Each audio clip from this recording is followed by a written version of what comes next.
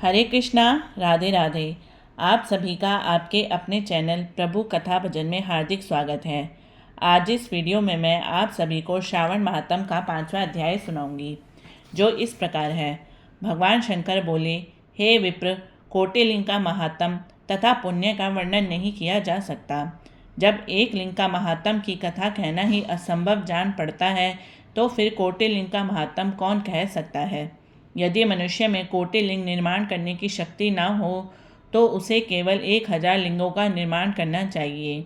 इसमें भी समर्थ ना हो तो 100 लिंग, या फिर इस मास में केवल 1 लिंग बनवाना चाहिए। इस मास में केवल 1 लिंग बनाने पर भी जीव मेरे पास निवास कर सकता है। भगवान शंकर का 16 उपचार से षडक्षर ओम नमः शिवाय मंत्र सहित अर्चन करना चाहिए। गृह यज्ञ करके उद्यापन करना चाहिए। हवन तथा ब्राह्मण को भोजन करवाना चाहिए। इस प्रकार व्रत करने से असमय में मृत्यु नहीं होती। इस मास का व्रत बंध्यत्व का हरण करके संपूर्ण आपत्तियों को दूर भगाता है, रोग शोक और संताप मिटाता है, ऐश्वर्य में वृद्धि करता है। जो कोई श्रावण मास में पंचामृत से अभिषेक करता है, वह इस शरीर को त्यागने के पश्चात कैलाश में मेरे नज़दीक आकर 1 कल्प तक निवास कर सकता है। वह प्राणी पंचामृत पीने वाला, गो तथा धन आदि से युक्त, अत्यंत मधुर भाषी, त्रिपुरासुर हंता भगवान श्री सदाशिव का प्यारा होता है। जो श्रावण मास में हविष्यान भोजन करता है, वह चावल आदि संपूर्ण धान्यों की अक्षय निधि से युक्त होता है। जो व्यक्ति इस मास में पत्तल पर भोजन करता है, उसको भोजन के लिए सोने के पात्रों की प्राप्ति होती है तथा शाक त्यागने से शोक का हरण होता है। और इस महीने में जो भूमि पर शयन करता है, वह कैलाश में निवास करता है। जो इस महीने में एक दिन भी ब्रह्म मुहूर्त में स्नान करता है, उसे पूरे महीने तक नहाने का फल मिलता है। इस मास में जो भी प्राणी जितेंद्रिय होता है, उसे इंद्रियजन्य बल की प्राप्ति होती है। इस मास में स्फटिक मणि, पाषाण, मिट्टी तथा मरकत मणि निर्मित शिवलिंग या स्वयं उत्पन्न हुए या बनाए हुए या पाषाण निर्मित अथवा पीतल या चांदी मक्खन निर्मित शिवलिंग में एक बार अर्चन करने के मात्र से 100 ब्रह्म हत्या का पाप मिट जाता है। सूर्य ग्रहण, चंद्र ग्रहण या अन्य किसी सिद्ध क्षेत्र में लक्ष्य जप करने से जो सिद्धि कही गई है, वह श्रावण मास में केवल एक बार जप करने से मिल सकती है। किसी दूसरे समय में किए गए नमस्कार तथा प्रदक्षिणा से जो 1000 बार का फल मिलता है, वह फल इस महीने में केवल 1 बार के नमस्कार करने तथा प्रदक्षिणा करने से मिल जाता है। यह महीना मुझे अत्यधिक प्यारा है। इस महीने में वेद पारायण करने पर सब वेद मंत्रों की अच्छी तरह सिद्धि हो सकती है। जो इस मास में श्रद्धा से स्वाध्याय करता है अथवा पुरुष सूक्त के आलस्य त्याग कर 100 पाठ करता है, उसको ब्रह्म हत्या आदि अनेक पापों से छुटकारा मिल जाता है। इसमें रत्ती भर भी संशय नहीं है। हे सनत कुमार, यह गुरुशैया पर पाप करने का उत्तम प्रायश्चित है और इसके तुल्य पाप नाशक, पवित्र, पुण्य फलदायक अन्य साधन नहीं है।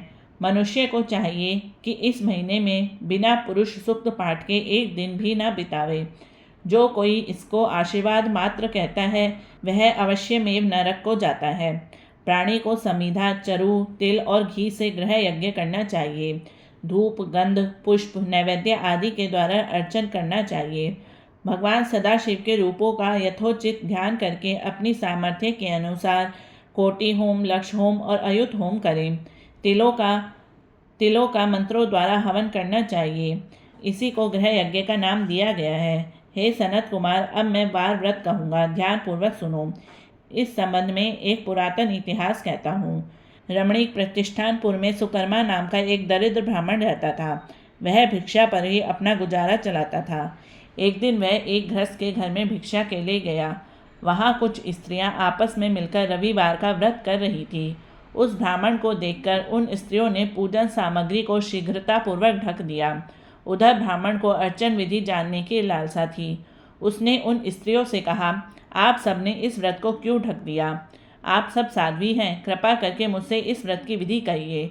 सम दृष्टि रखने वाले सज्जनों का तो उपकार ही स्वार्थ है, क्योंकि परोपकार जैसा दूसरा धर्म तीनों लोकों में नहीं है। मैं दरिद्रावस्था के कारण अत्यंत दुखी हूँ, अतः आप इस उत्तम व्रत का विधान तथा फल मुझे बताइए। मैं भी इस व्रत को करूँगा। स्त्रियों ने कहा, हे ब्राह्मण, यदि व्रत में उन्माद या प्रमाद अथवा विस्मरण, भक्तिहीनता या अनास्था करोगे तो यह व्रत निष्फल हो जाएगा। अतः इस व्रत को तुम्हें कैसे दें? ब्राह्मण ने कहा, मैं ऐसा नहीं करूँगा। उसकी ऐसी बात सुनकर उन स्त्रियों में से एक प्रौढ़ स्त्री ने उस ब्राह्मण को उस व्रत की विधि बतलाई। उसने कहा, श्रावण मास में शुक्ल पक्ष के पहले रविवार को मौन होकर उठना चाहिए। शीतल जल से स्नान करके नित्य कर्म कर पान के पत्ते पर 12 परिधि वाला मंडल लिखना चाहिए। उसे लाल चंदन से सूर्य नारायण के तुल्य गोलाकार लिखना चाहिए। उस मंडल में संध्या नाम वाली स्त्री सहित सूर्य का लाल चंदन द्वारा पूजन करना चाहिए। घुटने जोड़कर जमीन पर बैठकर सूर्य के 12 मंडलों पर अलग अलग लाल चंदन से युक्त लावा तथा जपा पुष्प द्वारा अर्घ्य दे श्रद्धा भक्ति से सूर्य नारायण को देना चाहिए। अर्घ्य का रक्ताशत जपा पुष्प और उपचारों द्वारा युक्त करें। नारिकेल बीज और खांड शर्करा से युक्त सूर्य के मंत्र पढ़कर नैवेद्य देना चाहिए। सूर्य के 12 मंत्रों द्वारा स्तमन करना चाहिए। बारह बार नमस्कार करना चाहिए। 12 बार प्रदक्षिणा करनी चाहिए। फिर 6 सूतों को एक में मिलाकर उसमें 6 ग्रंथियां लगानी चाहिए। उस सूत्र को भगवान श्री सूर्य नारायण को अर्पण करके उसे अपने कंठ में बांध लेना चाहिए।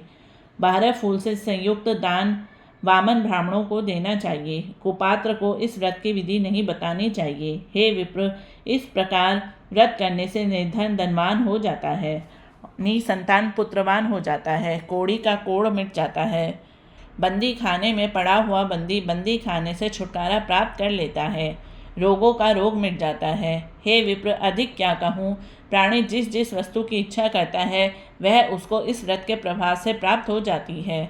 इस विधि से यदि श्रावण मास में 4 रविवार हों तो 4 व्रत करें और यदि 5 तो 5 रविवार करें। व्रत के पूर्ण फल की प्राप्ति के लिए उद्यापन करें। हे विप्र, इस प्रकार व्रत करने से कार्य सिद्ध होता है। वह ब्राह्मण उन स्त्रियों से इस प्रकार व्रत की विधि जानकर अपने घर को वापस लौट आया।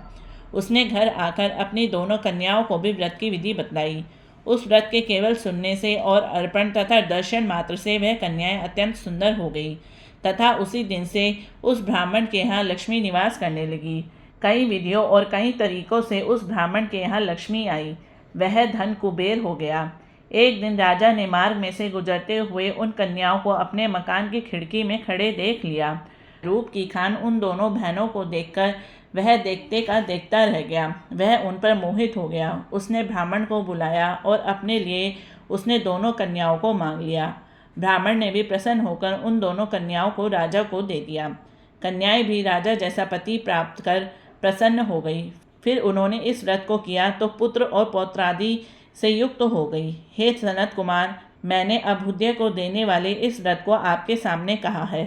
हे ब्रह्मापुत्र, जिस व्रत के सुनने मात्र से सब इच्छाओं की पूर्ति हो जाती है तो इसके अनुष्ठान के फल का क्या कहना। इति श्री पंचम अध्याय समाप्तम।